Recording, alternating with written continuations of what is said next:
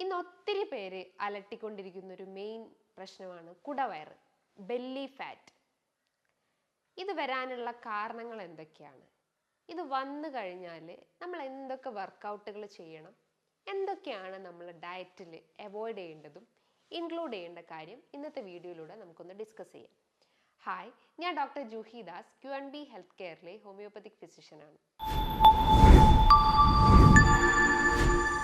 കുടവയറ് ഇന്ന് എല്ലാവർക്കും ഒരു സൗന്ദര്യ പ്രശ്നമായിട്ടാണ് കരുതുന്നത്.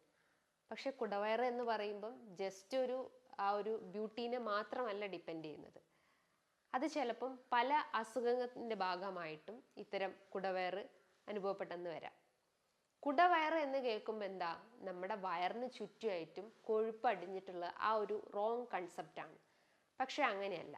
നമ്മുടെ വയറിനകത്ത് അല്ലെങ്കിൽ നമ്മുടെ ഈ ഒരു അബ്ഡോമിനൽ ഏരിയൻ്റെ അകത്ത് ഒത്തിരി പേശികളുണ്ട്, മസിൽസ് ഉണ്ട്, അതിൻ്റെ പുറത്തായിട്ട് സ്കിന്നുണ്ട്.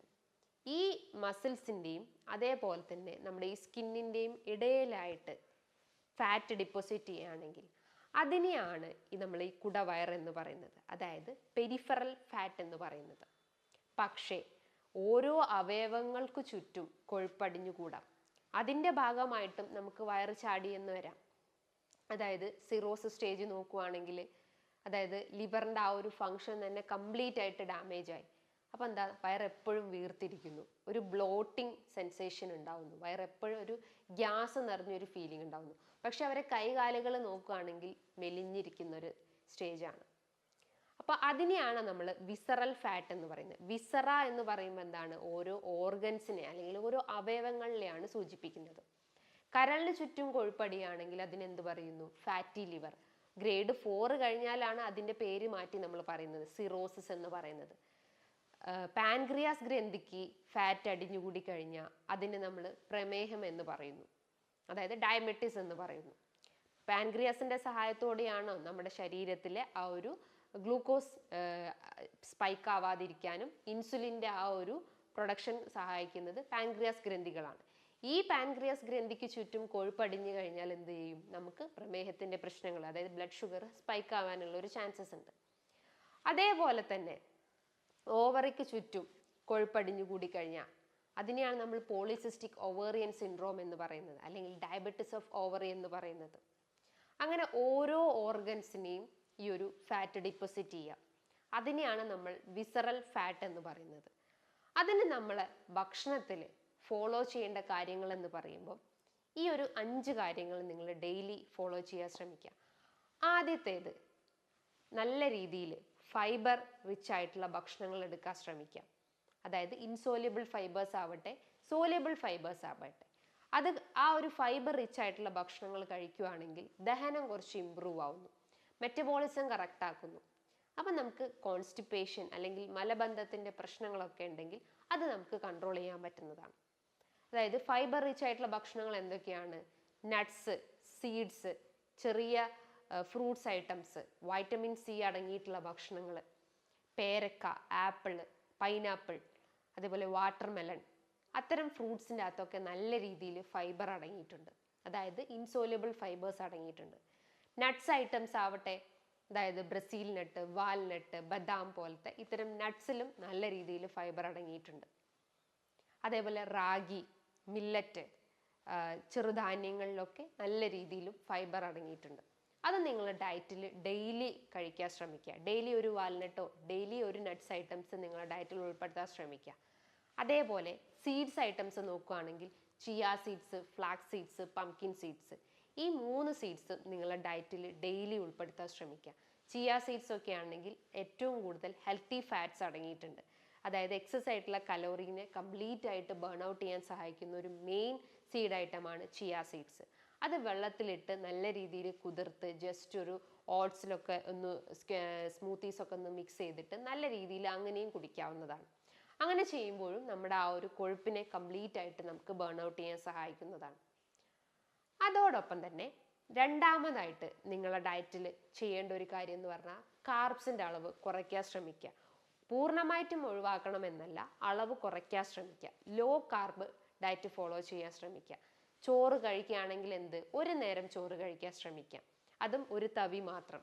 ചോറും അതോടൊപ്പം തന്നെ അളവ് കൂട്ടിയിട്ട് കുറച്ച് പച്ചക്കറികളും തോരനോ മത്സ്യങ്ങളോ അല്ലെങ്കിൽ ചിക്കൻ ഐറ്റംസോ എടുക്കാൻ ശ്രമിക്കുക. ചോറാണെങ്കിൽ നമ്മൾ ബ്രൗൺ റൈസ് ചൂസ് ചെയ്യാൻ ശ്രമിക്കുക. തവിടുള്ള അരികൾ, മുത്താറി, അതേപോലെ തന്നെ ഞവര, മട്ടേരി പോലത്തെ തവിടുള്ള അരികൾ, ബ്രൗൺ റൈസ് ചൂസ് ചെയ്യാൻ ശ്രമിക്കുക. ചോറിൻ്റെ അളവ് കഴിവതും ഡയറ്റിൽ നിന്ന് കുറയ്ക്കാൻ ശ്രമിക്കുക. പകരം ഫ്രൂട്ട്സ് അല്ലെങ്കിൽ സാലഡ്സ് നിങ്ങൾ ഡയറ്റിൽ ഉൾപ്പെടുത്താൻ ശ്രമിക്കുക. നിങ്ങൾ ഫ്രൂട്ട്സും സാലഡ്സും ഒക്കെ യൂസ് ചെയ്യുകയാണെങ്കിൽ അതിനകത്ത് ജസ്റ്റ് ഒരു ടീസ്പൂൺ ഒലിവ് ഓയിൽ മിക്സ് ചെയ്യുക. അങ്ങനെ ചെയ്യുമ്പം ആ ഒരു എക്സസ് കലോറീസ് ഉണ്ടെങ്കിൽ അത് കംപ്ലീറ്റ് ആയിട്ട് ബേൺ ഔട്ട് ചെയ്യാൻ പറ്റുന്നതാണ്. അതോടൊപ്പം തന്നെ മൂന്നാമതായിട്ട് നിങ്ങൾ ചെയ്യേണ്ട കാര്യം എന്ന് പറയുമ്പോൾ നിങ്ങളുടെ ഡയറ്റിൽ പ്രോട്ടീൻ ഇൻടേക്ക് മെയിൻറ്റെയിൻ ചെയ്യാൻ ശ്രമിക്കുക. അതായത് നല്ല രീതിയിൽ പ്രോട്ടീൻസ് അടങ്ങിയിട്ടുള്ള ഭക്ഷണങ്ങൾ എടുക്കാൻ ശ്രമിക്കുക. ചെറിയ ധാന്യങ്ങൾ, ചെറിയ മത്സ്യങ്ങൾ, പച്ചക്കറികൾ, അതുപോലെ പഴവർഗ്ഗങ്ങൾ, ഇതിൻ്റെ അകത്തൊക്കെ നല്ല രീതിയിൽ പ്രോട്ടീൻസ് അടങ്ങിയിട്ടുണ്ട്. പ്രോട്ടീൻസ് നമ്മൾ കഴിക്കുകയാണെങ്കിൽ നമ്മുടെ മസിൽ മെറ്റബോളിസം വർദ്ധിപ്പിക്കുന്നു. നമുക്ക് എന്തെങ്കിലും മസിൽ വീക്ക്നെസ് ഒക്കെ ഉണ്ടെങ്കിൽ അല്ലെങ്കിൽ ഫൈബ്രോമയാൾജിയുടെ പ്രശ്നങ്ങളൊക്കെ ഉണ്ടെങ്കിൽ അതിനൊന്ന് ബൂസ്റ്റപ്പ് ചെയ്യാനും അല്ലെങ്കിൽ ആ കംപ്ലയിൻസ് കംപ്ലീറ്റ് ആയിട്ട് റെഡ്യൂസ് ചെയ്യാനും ഈ ഒരു പ്രോട്ടീൻ മെറ്റബോളിസം സഹായിക്കുന്നു. അല്ലെങ്കിൽ പ്രോട്ടീൻ റിച്ച് ആയിട്ടുള്ള ഭക്ഷണങ്ങൾ എടുക്കാൻ ശ്രമിക്കാം. അതായത് ഡെയിലി എടുക്കേണ്ട പ്രോട്ടീൻ ഇൻടേക്ക് എന്ന് പറയുമ്പം ഏകദേശം ഒരു 15 ഗ്രാമാണ് പ്രോട്ടീൻ ഇൻടേക്ക് പറയുന്നത്. അതേപോലെ തന്നെ ഡെയിലി എടുക്കേണ്ട ഫാറ്റ് ഇൻടേക്ക് എന്ന് പറയുമ്പം ഏകദേശം ഒരു 15 ഗ്രാം മാത്രമാണ്. അപ്പോൾ ഈ ഒരു ബാലൻസ്ഡ് ആയിട്ട് കൃത്യമായിട്ട് നിങ്ങൾ ഫോളോ ചെയ്യാൻ ശ്രമിക്കാം. നാലാമതായിട്ട് നിങ്ങൾ ഫോളോ ചെയ്യേണ്ട കാര്യങ്ങൾ എന്ന് പറയുമ്പോൾ വ്യായാമം, അതായത് എക്സസൈസ് ഫോളോ ചെയ്യാൻ ശ്രമിക്കാം. കാർഡിയാക് എക്സസൈസ് ആണ് മെയിനായിട്ട് ചെയ്യേണ്ടത്. കാർഡിയാക് എക്സസൈസ് എന്ന് പറയുമ്പോൾ എന്താണ്? അതായത് ജസ്റ്റ് ഒരു സ്വിമ്മിങ്ങോ അല്ലെങ്കിൽ വാക്കിങ്ങോ, ജസ്റ്റ് ഒന്ന് റണ്ണിങ്, സ്കിപ്പിംഗ്, ഒരു 15 മിനിറ്റ് ഡെയിലി വർക്കൗട്ട് ചെയ്യാൻ ശ്രമിക്കുക. അത് രാവിലെയും വൈകിട്ടും ചെയ്യാൻ ശ്രമിക്കുക. അതേപോലെ തന്നെ ഹൈ ഇൻറ്റൻസിറ്റി ട്രെയിനിങ് എക്സസൈസ് ചെയ്യാൻ ശ്രമിക്കുക. 1 മിനിറ്റ് നമ്മൾ സ്പീഡിൽ നടക്കുകയാണെങ്കിൽ ദെൻ നെക്സ്റ്റ് ഒരു മിനിറ്റ് സ്ലോ ആയിട്ട് നടക്കാൻ ശ്രമിക്കുക. ദെൻ 1 മിനിറ്റ് ഫാസ്റ്റ് ആയിട്ട് നടക്കാൻ ശ്രമിക്കുക. അങ്ങനെ ആ ഒരു ബാലൻസിൽ നമ്മൾ എക്സസൈസ് മെയിൻറ്റെയിൻ ചെയ്യാൻ ശ്രമിക്കുക. ബോഡി എപ്പോഴും സ്വെറ്റ് ചെയ്യാൻ ശ്രമിക്കുക. അതായത് നല്ല രീതിയിൽ ബോഡി സ്വെറ്റ് ചെയ്ത് കഴിഞ്ഞാൽ ആ ഒരു ഫാറ്റിനെ നമുക്ക് കംപ്ലീറ്റ് ആയിട്ട് ബേൺ ഔട്ട് ചെയ്യാൻ പറ്റുന്നതാണ്. അതോടൊപ്പം തന്നെ ഉറക്കം എല്ലാത്തിൻ്റെയും അടിസ്ഥാനമാണ്. കൃത്യമായിട്ട് ഉറങ്ങാൻ ശ്രമിക്കുക. ഒരു 7 മണിക്കൂർ മുതൽ 8 മണിക്കൂർ കൃത്യമായിട്ട് ഉറങ്ങാൻ ശ്രമിക്കുക. ജസ്റ്റ് ഒരു ഉറക്കം മാത്രം ഫോളോ ചെയ്യാമെന്നല്ല, നല്ല രീതിയിൽ വർക്കൗട്ടും അതോടൊപ്പം തന്നെ നല്ല രീതിയിൽ ഡയറ്റും അതോടൊപ്പം തന്നെ ഈ ഒരു ഉറക്കവും മെയിൻറ്റെയിൻ ചെയ്ത് കഴിഞ്ഞാൽ ഇത്തരം കുടവയറിൻ്റെ പ്രശ്നങ്ങൾ നമുക്ക് കുറയ്ക്കാൻ പറ്റുന്നതാണ്. ഈ കുടവയറ് തന്നെ ഒത്തിരി ടൈപ്സ് ഉണ്ട്. അതായത് ബെല്ലി ഫാറ്റ്, അതായത് മോംസ് ബെല്ലി ഫാറ്റ്. ഇപ്പം കുട്ടികൾ, അതായത് പ്രഗ്നൻ്റ് ആയിട്ടുള്ള സ്ത്രീകളുടെ വയറ് നോക്കുകയാണെങ്കിലും അങ്ങനെയും അവർ ആ ഒരു വയറ് മുന്നോട്ട് ചാടിയിരിക്കുന്നത് കാണാം. അതിനാണ് മോംസ് ബെല്ലി ഫാറ്റ് എന്ന് പറയുന്നത്. അതായത് ഒരു പ്രഗ്നൻസിക്ക് ശേഷമായിട്ട് ആ ഒരു മസിൽസ് ഒന്ന് സ്ട്രെച്ച് ആവുന്നതിൻ്റെ ഭാഗമായിട്ടും ഇത്തരം ബെല്ലി ഫാറ്റ് ഡെവലപ്പ് ചെയ്യാനുള്ള ഒരു ചാൻസസ് ഉണ്ട്. അതേപോലെ തന്നെ ഈ ഒരു ബെല്ലി ഫാറ്റ്, അതായത് ഇപ്പോൾ സിറോസിസ് കേസ് നോക്കുകയാണെങ്കിലും അത്തരം ബെല്ലി ഫാറ്റ് ഡെവലപ്പ് ചെയ്യാനുള്ളൊരു ചാൻസസ് ഉണ്ട്. അസൈറ്റിസ് കേസ് നോക്കുകയാണെങ്കിൽ, അതായത് ഫ്ലൂയിഡ് സെക്രീഷൻസ് കൂടുതലായിട്ടുണ്ടെങ്കിലും അതിൻ്റെ ഭാഗമായിട്ടും, അതായത് അസൈറ്റിസ് എന്ന് പറയുമ്പോൾ എന്താ, ഈ ഒരു പെരിട്ടോണിയൽ റീജിയനിൽ നിറച്ചും ഫ്ലൂയിഡ് അക്യുമുലേറ്റ് ചെയ്തിട്ട് വയറിങ്ങനെ വീർത്ത് വരുന്ന ഒരവസ്ഥ, അതിനെയാണ് നമ്മൾ അസൈറ്റിസ് എന്ന് പറയുന്നത്. അതിൻ്റെ ഭാഗമായിട്ടും നമുക്ക് കുടവയറിൻ്റെ പ്രശ്നങ്ങൾ സ്റ്റാർട്ടപ്പ് ചെയ്യുന്നതാണ്. അപ്പോൾ എന്താണോ നമുക്ക് പ്രശ്നങ്ങളുള്ളത്, അതായത് പ്രമേഹമാണോ അല്ലെങ്കിൽ ഹൈപ്പർ ടെൻഷൻ ആണോ, എന്താണോ നമുക്ക് ബുദ്ധിമുട്ട് അലട്ടുന്നുണ്ടെങ്കിൽ അതാദ്യം ക്ലിയർ ചെയ്യാൻ ശ്രമിക്കുക. അതോടൊപ്പം തന്നെ കൃത്യമായിട്ടുള്ള ഡയറ്റും എക്സസൈസും ഫോളോ ചെയ്ത് കഴിഞ്ഞാൽ ഇത്തരം കുടവയറിൻ്റെ പ്രശ്നങ്ങൾ നമുക്ക് റെഡ്യൂസ് ചെയ്യാൻ പറ്റുന്നതാണ്. എപ്പോഴും നമ്മൾ ആ ഒരു മെറ്റബോളിസം ബൂസ്റ്റപ്പ് ചെയ്യുന്ന ഭക്ഷണങ്ങൾ എടുക്കാൻ ശ്രമിക്കുക. അല്ലെങ്കിൽ metabolism, basal metabolic rate increase ചെയ്യുന്ന രീതിയിലുള്ള വർക്കൗട്ടുകൾ ചെയ്യാൻ ശ്രമിക്കുക. മെറ്റബോളിസം കുറവാണെങ്കിൽ ഈ ഒരു ഫാറ്റ് ഡിപ്പോസിഷൻ എഗെയിൻ നമ്മുടെ ബോഡിയിൽ അടിഞ്ഞുകൂടുകയും അതിൻ്റെ ഭാഗമായിട്ട് കുടവയറിൻ്റെ പ്രശ്നങ്ങളും അമിതവണ്ണത്തിൻ്റെ പ്രശ്നങ്ങളും സ്റ്റാർട്ടപ്പ് ചെയ്യുന്നതാണ്. അതേപോലെ തന്നെ മറ്റൊരു മെയിൻ ഇൻഗ്രീഡിയൻ്റ് എന്ന് പറയുമ്പം omega-3 ഫാറ്റി ആസിഡ്സ്, അതായത് ഹെൽത്തി ഫാറ്റ്സ് നിങ്ങളുടെ ഡയറ്റിൽ ഉൾപ്പെടുത്താൻ ശ്രമിക്കുക. ചിയ സീഡ്സ്, ചെറു മത്സ്യങ്ങൾ, അവക്കാഡോ പോലത്തെ ഫ്രൂട്ട്സ് ഐറ്റംസും നിങ്ങളുടെ ഡയറ്റിൽ ഉൾപ്പെടുത്താൻ ശ്രമിക്കുക.